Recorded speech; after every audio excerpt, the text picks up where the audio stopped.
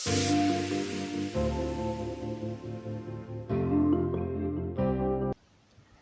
jirtu hordoftoota chaanaalii Baruuftuu nagaan keessan bakka jirtanitti isiniif haa baay'atu jecha har'a kan waliin ilaallu histirii kutaa 9ffaa waliin ilaalla. Haga xumura viidiyoo kanaatti na waliin tura. Egaa chaanaalii kanaaf warreen haarawaa taatan subscribe gochuun maatii ta'an isiniin jedha. Yeroo subscribe gootan isin fayyada. Sababni isaas yeroo subscribe gootanitti viidiyoon haaraa yeroo galakkifamu viidiyoon haaraa galakkifameera jedhee isin beeksisa. Kun immoo akka barnoonni isin jala hin dabarre isin fayyadaa jechuudha. Kanaaf subscribe gochuun maatii ta'an isiniin jedha. Egaa histiriin kutaa 9ffaa kun boqonnaa 9 kan inni qabu. Boqonnaa 9 isaayyuu chaanaalii keenya irratti kan waliin ilaallu ta'a jechuudha. Kun akkuma asirratti argitan boqonnaa 9 kan inni qabu. Hunda isaayyuu kan waliin ilaallu ta'a jechuudha. Unit 1 irraa yoo eegallu unit 1 maal jedha? The discipline of history and human evolution. Barnoota history fi jijjiirama suutaa dhala namaa. Barnoota history fi jijjiirama suutaa dhala namaa. Unit introduction yoo ilaallu seensa boqonnaa kanaa yoo ilaallu jechuudha. Maal jedha? This unit intends to familiarize you with the elementary methodology of the history which helps you to learn the subsequent units more successfully.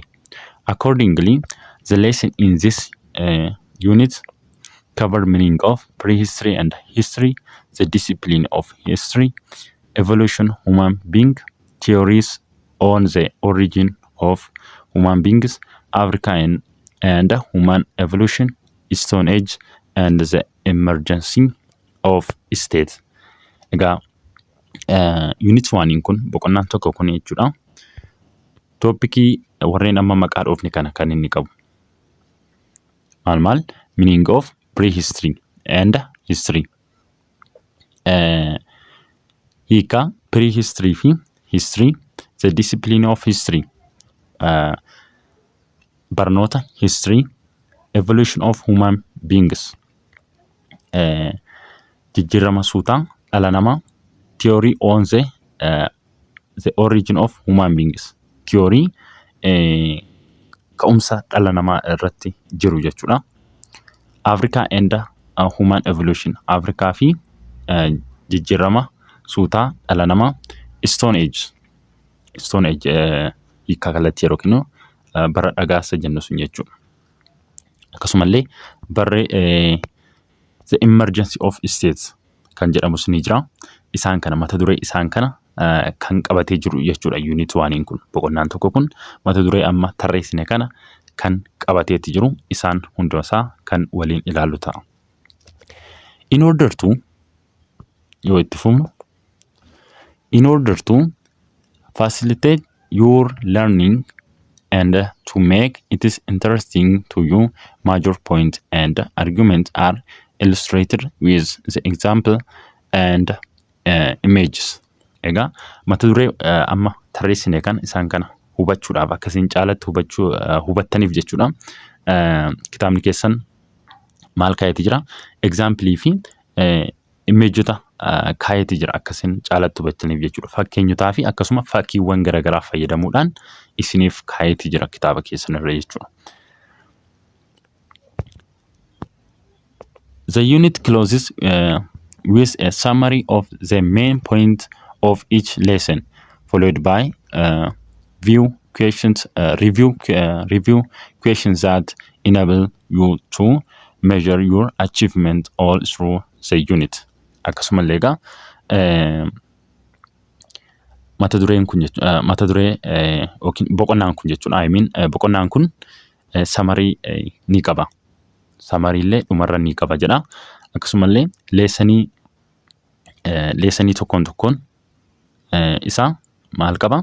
Review questionii qaba jechuudha. Questionoota ni qaba. Kun immoo caalatti akkasiin barnoota sana hubattan dandeettiin keessan hagam akka ta'e ittiin of madaaluuf isin gargaara jechuudha. Isaan kun immoo K-termiidha. K-termii boqonnaa tokkooti. Prehistory, history, chronology human evolution state isaan kun kee termiidha. Jechoota furtuu isa jennu jechuudha. Inni itti aanu immoo tokko tuqaa tokko meaning of prehistory and history kan jedhudha. Meaning of prehistory and history. Hiikaa prehistory fi history. Prehistory maal akka ta'e, history maal akka ta'e mata duree kana keessatti kan waliin ilaallu ta'a jechuudha. The term of history derived from the Greek word historia means iniquity or an account of one's iniquities. Jechi history jedhu jecha Greek irraa kan dhufedha. Historia kan jedhu irraa kan dhufedha. Hiikaan isaas iniquity. Iniquity jechuun waan tokko qorachuu yookiin barbaaduu jechuudha. Isa afaan Amaariffaatiin mirmir jennu sun jechuudha. Jechi history jedhu jecha kan eenyuti? Jecha Greekiti jechuudha. Jecha Greekiti. Historia kan jedhu irraati. Historia jechuun immoo iniquity jechuudha. Iniquity jechuun immoo maanni waan tokko qorachuu yookiin barbaadu mirmir isa jennu sun jechuudha. History is the study of humans in the past. History waa'ee maaliiti kan inni qoratu? Waa'ee namaa kan darbe kan qoratudha jechuudha. It tells what they did and what happened to them. Maaltu hima histiriin maali kan isaan hojjetan akkasumallee maaltu isaan quunname kan jedhu kan nutti himudha jechuudha. Waan darbedha. Waan darbe kan inni qoratu jenneerra. Waa'ee namaa waan darbe kan qoratudha histiriin. Akkasumallee maal nutti hima? Maali kan isaan hojjetan? Maali kan isaan hojjetan akkasumallee maali kan isaan quunname kan jedhu kan nutti himudha jechuudha history. Historians are people who study and write about the human past. Write about the human past. Historian warri kan jennu jechuudha. Waa'ee darbee waa'ee namaa waan darbe kan barreessan akkasumallee kan qoratan maal jedhamanii waamamu? Historians jedhamanii waamamu jechuudha.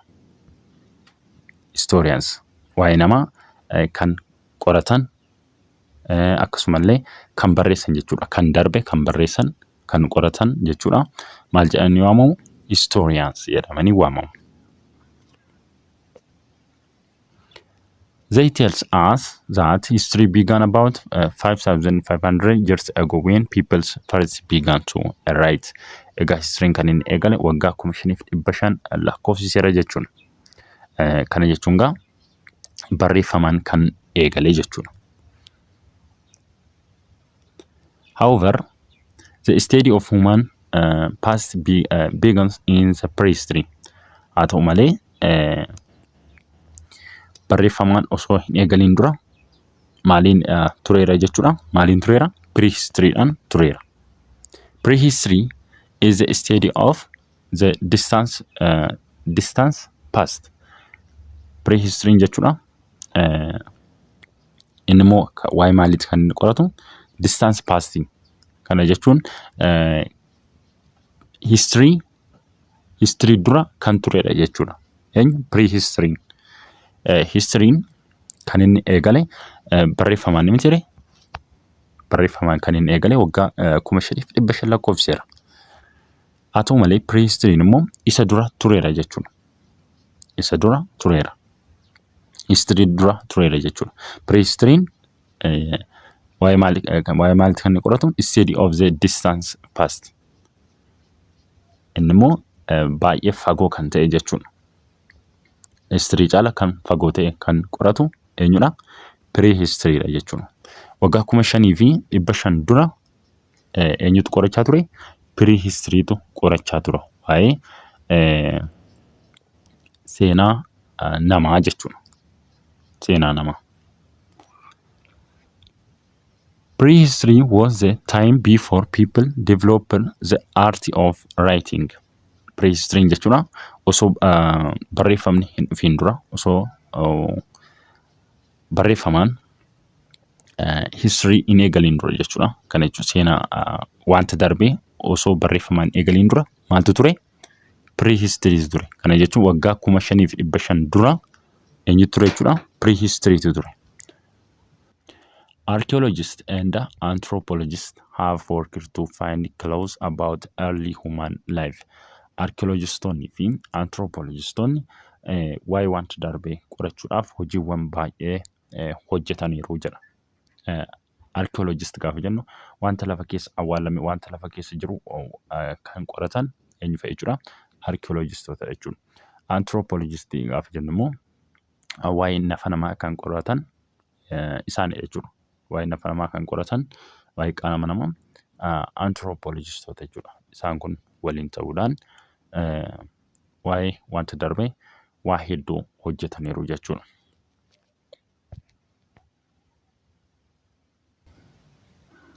Only a small part is studied of this event and needed of the past. Egaa waa'ee wanta darbee kan qoratame waa xiqqoodha jechuudha. Paartii xiqqoo qofatu kan qoratame. Waa'ee wanti darbee waa baay'eetu jiru. Haa ta'uti malee waa xiqqoo qofatu qoratame jechuudha. This small part which is studied is also called history. Partiin isheen xiqqoon qoratamte kunis maal jedhamti waamamti? History jedhamee waamama jechuudha.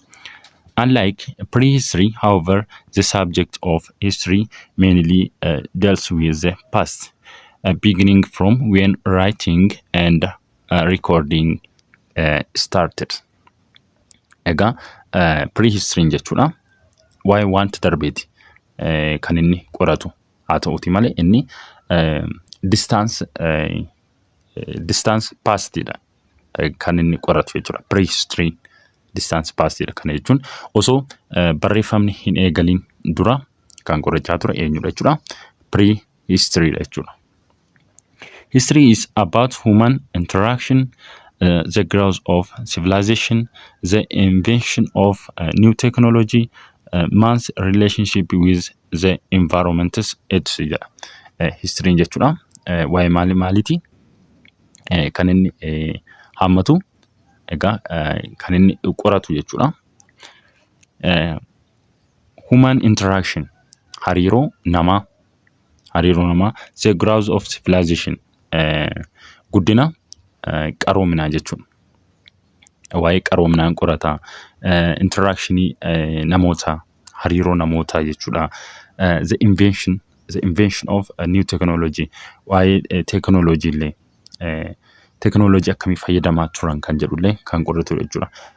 Relationship yookiin hariiroo environment faana qabu, hariiroo naannoo faana qabu, hariiroo inni uumama faana qabu kana kan dabalatudha jechuudha. One of the significant concerning of history is the study of humans' interaction with the natural environment in the past. Egaa history jechuudha. Namni jechuudha. Interaction in natural environment faana qabu. Uumama faana kan inni qabu kan inni qoratu jechuudha. Kan darbe keessa waa'ee darbeetti miti history kan qoratu. Waa'ee darbe keessatti hariiroo akkamiiti environment faana qabu, naannoo isaa faana qabu, uumama faana kan inni qabu, hariiroo akkamiiti kan jedhu kan qoratu history. However, the other disciplines do it in the present. Hariiroo dhala namaa fi natural environment yookiin uumama gidduu jiru yeroo ammaa kanatti saayinsii biraatiin qoratamu jiru malee jedha.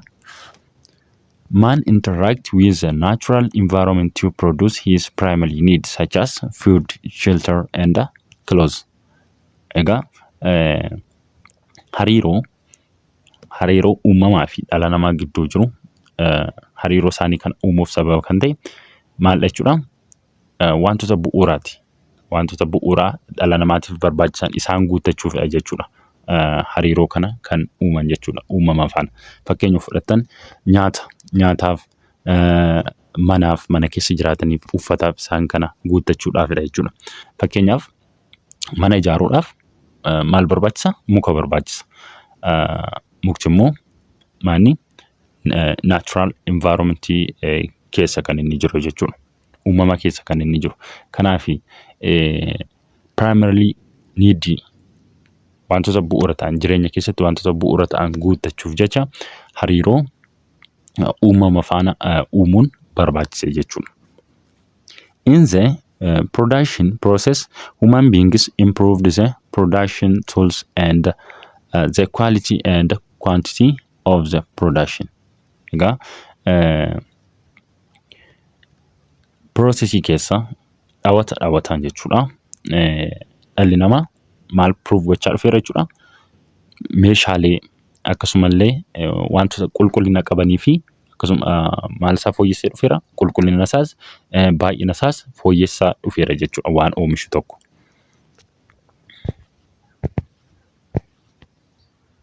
History as a body of knowledge is an account of the past based on historical fact and evidence. History jechuudha qaama beekumsaati. History qaama beekumsaati erga jennee egaa maalirratti kan inni hundaa'u jechuudha. Waan darbee jechuudha. Yeroo barreessu yeroo history barreessu jechuudha. Maalirratti hundaa'uudhaan historical fact seenaa dhugaatii irratti akkasumallee and evidence jedhu. Akkasumallee ragaa qabatamaa ragaa irratti hundaa'uudhaan kan barreeffamu jechuudha history tokko. Seenaan tokko yeroo barreeffamu. Historical fact refers to information, statement about the past that is known or proven to be true. Historical fact gaafa jennu egaa maal jechuudha? Information refers to information, statement about the past that is known or proven to be true. Historical fact kan jennu egaa informationii dhugaa ta'e akkasuma statementii dhugaa ta'ee fi informationii sunii fi statementii sun dhugaa ta'umsaa kan mirkanaa'e ta'uu qaba jechuudha. Historical fact gaafa jennu. History is all about providing an interpretation of what happened, why it happened, and how it is happened based on source. Egaa history gaafa jennu egaa waa'ee wanta darbee akkamitti kan inni uumame, maaliif kan inni uumame kan jedhu kan lafa kaa'udha jechuudha. Waan tokko uumamee darbeera yoo ta'e akkamitti kan inni uumame, maaliif kan inni uumame kan jedhu maaltu ta'e kan jedhu kan lafa kaa'udha jechuudha history. Therefore, history is both the fact of the past and inquiry made into the past fact. Egaa history jechuudha both of the fact of the past and inquiring made into the past fact. History jechuudha waan dhugaa wanta yeroo darbee akkasumallee wanta yeroo darbee kan qoratu yookiin kan gaggeessudha jechuudha. Qorannoo gaggeessudha jechuudha. Wanta yeroo darbee maal ta'uu qaba jechuudha? Waan dhugaa ta'e ta'uu qaba jechuudha. Faaktii ta'uu qaba. This history is not an opinion or novel writing. Egaa history'n yeroo barreeffamu jechuudha yaada mataa kee miti kan ati barreessitu. Yaada mataa kee miti akkasumallee akka asoosamaatti miti kan barreeffamu jechuudha. Identifying historical fact from opinion requires critical thinking. Historical fact opinion irraa adda baasuuf maal barbaachisaa? Critical thinking barbaachisa jechuudha. Seenaa dhugaa historical fact yaada namaarraa yaada nama dhuunfaarraa adda baafachuuf jechuudha. Yaada gadi fagoo barbaachisa jechuudha. Distinguishing between fact and opinion is one of the most important skill you can learn from studying history. Egaa faaktii fi waan dhugaa ta'ee fi yaada namaa adda baafachuuf jechuudha. Maanni iskilii isa tokkodha jechuudha. Dandeettii tokkodha jechuudha. Innis eessa keessatti kan isin barattanii history keessatti kan isin barattan jechuudha. Yaada namaa fi wanta faaktii ta'e wanta dhugaa ta'ee fi yaada namaa yaada dhuunfaa namaa jechuudha. Adda baasuuf iskilii barbaachisu qaba. Innis eessa keessatti kan isin barattanii history keessattidha jechuudha. A fact is a statement that can be provided with supporting information. Fact yeroo jennu egaa wanti dhugaan jechuudha. Maaliin deeggaramuu danda'a jechuudha. Informationiidhaan deeggaramuu danda'a. Odeeffannoodhaan deeggaramuu danda'a jechuudha. Fact kan jedhu waan dhugaa kan ta'e maaliin deeggaramuu danda'a? Informationiidhaan kan odeeffannoodhaan deeggaramuu danda'a jechuudha. On the other hand, an opinion is what a written believer believes based on his or her viewpoint. Egaa karaa biraatiin immoo jechuudha. Opinion kan jennu karaa yaada nama tokko yookiin yaada barreessaa jechuudha. Yaada barreessaa yookiin yaada barreessituu isaanidha kan hundaa'u jechuudha. Isaani kan hundaa'u yaada barreessaa yookiin yaada barreessituutiin kan inni hundaa'u jechuudha. History writers can keep their opinion with fact. Namni history barreessu jechuudha. Yaada mataasaa fi waan faaktii ta'e waan dhugaa ta'e wal faana oofuu danda'a yookiin wal faana barreessuu danda'a. But an opinion is something that cannot be proved. Garuu yaadni mataasaa sun jechuudha. Barreessaan sun yaada opinion isaa sun yaada isaa sun maal ta'uu danda'u? Yaadni isaa sun maal ta'uu danda'u jechuudha? Proved ta'uu danda'u. Garuu jechuudha faaktiin immoo faaktii inni barreesse immoo jechuudha. Wanti dhugaa inni barreesse immoo proof ta'uu danda'a. Maaliin jechuudha? Informationiidhaan jechuudha. Informationiidhaan deeggaramee proof ta'uu danda'a. Garuu yaadni mataa isaa inni barreessu jechuudha. Maal ta'uu danda'u? Proof ta'uu danda'u. Kanadha. Hubattaniittu jedhee yaada. Hagamma waliin ilaalle keessatti bakka gaaffii isinitti ta'e akkasumallee yaada qabdan komentii jalatti naa barreessuun dagatina. Viidiyoo ittaanuun tokko tuqaa lama The Discipline of History kan jedhu walitti deebina. Haga sanatti nagaa naa turaan isiniin jedha.